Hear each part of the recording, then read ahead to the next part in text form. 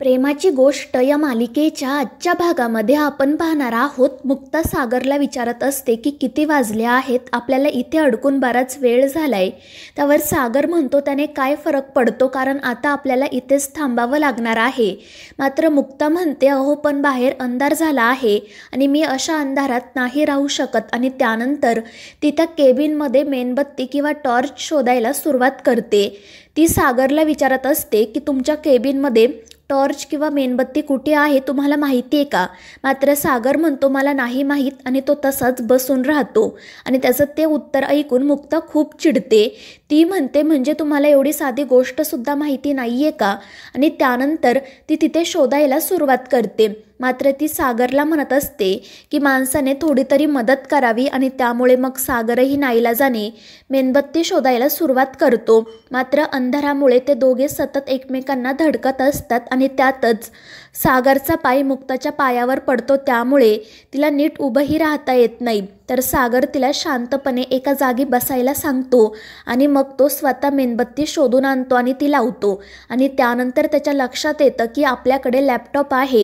आणि मग तो मुक्ताला सांगतो की मी लॅपटॉपवरून चॅटबॉक्सवर कोणाला तरी मेसेज करतो, कोणीतरी माझा मेसेज नक्की बघेल. आणि त्यानंतर तो लगेच लॅपटॉप घेऊन येतो आणि मिहिरला मेसेज करायला सुरुवात करतो. मात्र हा सगळा प्रकार बघून मुक्ता डोक्यालाच हात लावते.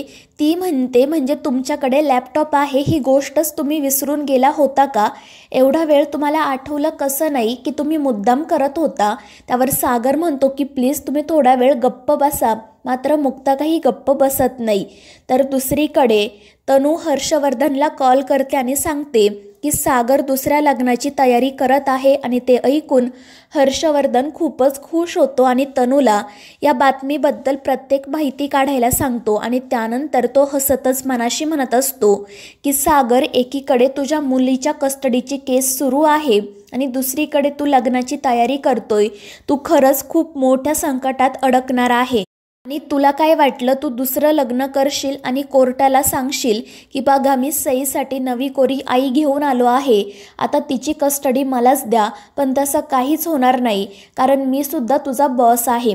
तर दुसरीकडे पुरू आणि माधवी मुक्ताची वाट बघत असतात. इतका वेळ झाला तरी मुक्ता घरी का आली नाही असा प्रश्न त्यांना पडतो. त्यातच मुक्ताचा फोनही लागत नाही, तिचा काही मेसेजही येत नाही. त्यामुळे ते दोघेजण काळजीत असतात. आणि मग त्यानंतर पुरू माधवीला म्हणतो की मी एक काम करतो, त्या लोकांना सांगतो की आज भेटणं शक्य होणार नाही, आपण उद्या याच वेळेला भेटू. आणि त्यावर माधवीसुद्धा हो म्हणते.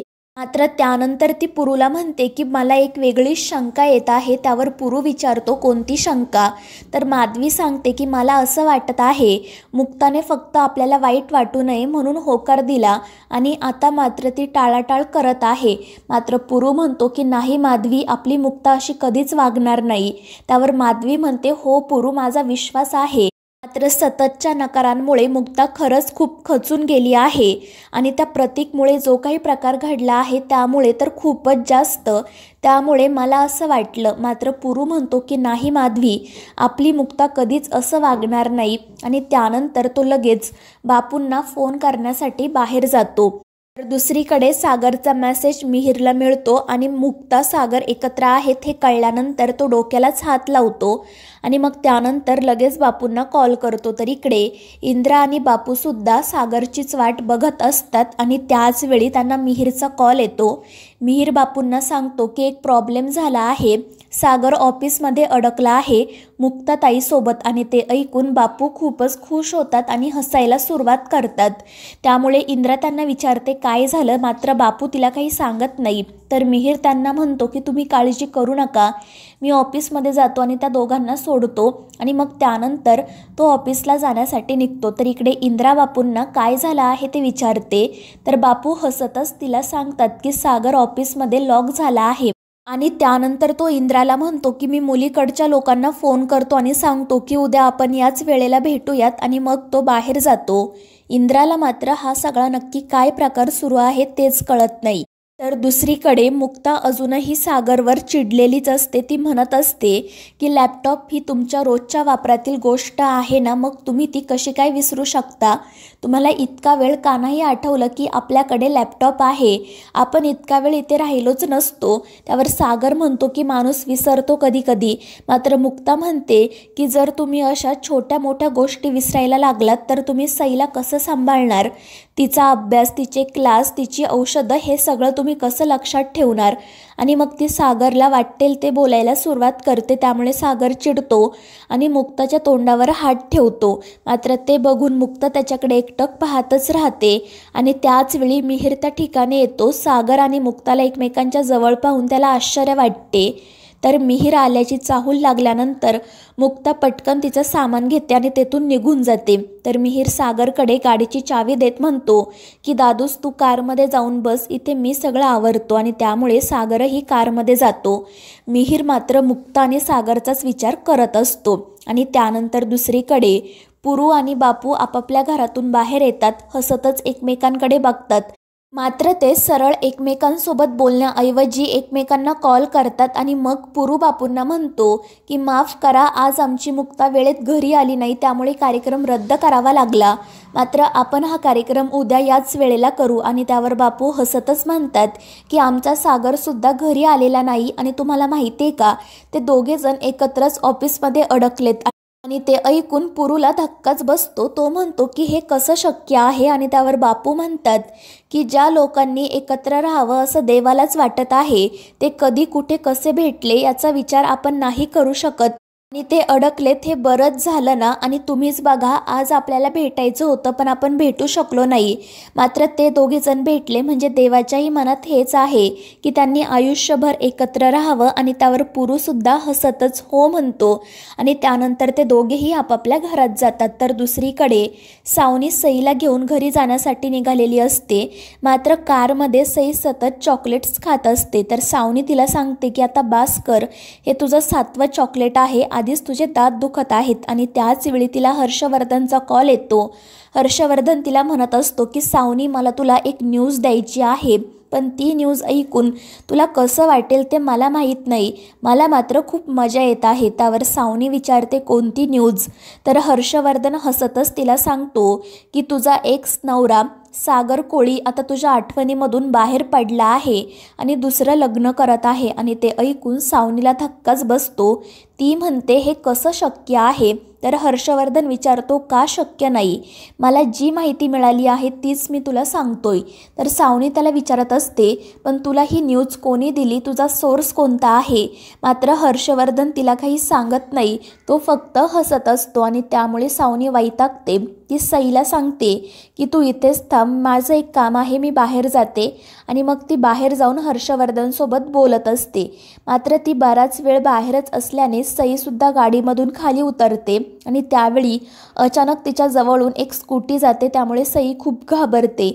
मात्र त्याच वेळी एक भिकारी तिथे येतो आणि तो हसतच सईकडे बघत असतो. त्यामुळे सई खूप घाबरते. तर तो माणूस सईजवळ जायला सुरुवात करतो. त्यामुळे सईच्या हातातील चॉकलेटही खाली पडते.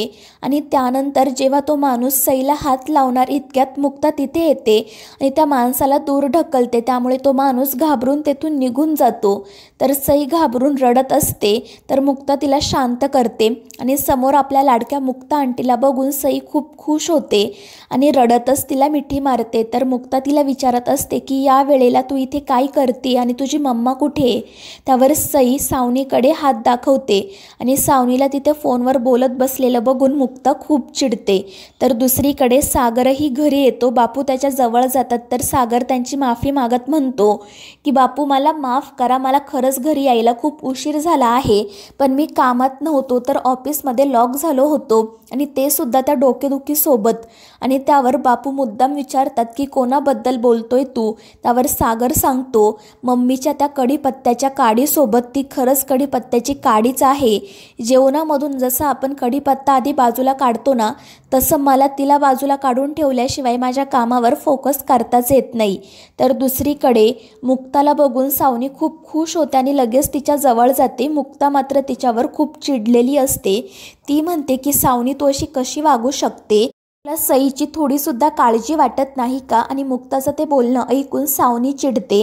ती म्हणते की एवढं काय झालं आहे मुक्ता? त्यावर मुक्ता तिला घडलेला प्रकार सांगताना म्हणते की जर त्या माणसाने सईला काही केलं असतं किंवा पळवून नेलं असतं तर मग आपण काय केलं असतं? जोपर्यंत सई स्वतःची काळजी घेऊ शकत नाही तोपर्यंत आपल्यालाच तिला जपायला हवं ना. आणि त्यावर सावनीसुद्धा हो म्हणते.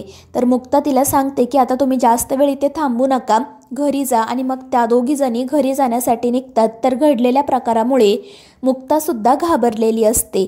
तर मित्रांनो, या मालिकेच्या पुढील भागांमध्ये आपण पाहणार आहोत बापू आणि पुरू आपापल्या कुटुंबाला घेऊन सोसायटीच्या हॉलमध्ये भेटतात आणि जेव्हा ही दोन्ही कुटुंब एकमेकांसमोर येतात तेव्हा सगळ्यांनाच धक्का बसतो. सागर आणि मुक्ता रागातच सांगतात की आम्हाला एकमेकांशी लग्न करायचं नाही.